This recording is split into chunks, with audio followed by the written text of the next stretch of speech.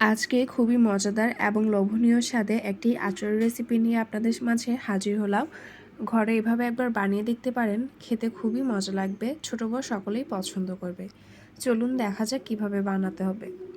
প্রথমেই কড়াইতে একটু বেশি পরিমাণে সরিষার তেল দিয়ে দিয়েছি, তারপর দিয়ে দিব 5 ফোড়ন, এরপর দিয়ে দিচ্ছি সরিষা বাটা, তারপর দিয়ে দিচ্ছি আদা বাটা, রসুন বাটা, স্বাদ মতো লবণ, তারপর দিয়ে দিব ধনিয়া গুঁড়া, লাল মরিচের গুঁড়া, তারপরে একটু নাড়াচাড়া দিয়ে দিচ্ছি।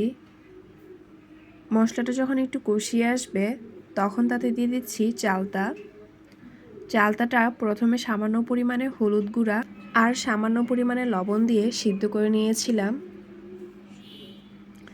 চালতাটা নাড়াচাড়া দেওয়ার পর এরপর দিয়ে দিচ্ছি পরিমাণ মতো গুড়। আপনারা যতটুকু মিষ্টি রাখতে পছন্দ করবেন ঠিক সেটুকু পরিমাণে গুড় দিবেন। গুড় দেওয়া হয়ে গেলে তারপর ভালোভাবে নাড়াচাড়া দিয়ে দিব এবং ঢাকনা দিয়ে রেখে দিব কিছুক্ষণের জন্য। গুড়টা গলে আসা পর্যন্ত অপেক্ষা করব। 5 থেকে 7 মিনিট পর যখন গুড়টা গলে এসেছে তখন দিয়ে দিলাম সিরকা, এরপর দিয়ে দিচ্ছি গরম মশলা, চিলি ফ্লেক্স, ভাজা জিরার গুঁড়া। সব কিছু দেওয়া হয়ে গেলে তারপর আবার নেড়ে চেড়ে দিব, তারপর রেখে দিব 2-3 মিনিটের জন্য।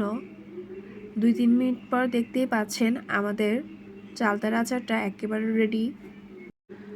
যখন আচারটা ঠান্ডা হয়ে আসবে তখন আপনারা চাইলেই কাচের বয়মে ভরে সংরক্ষণ করে রাখতে পারেন।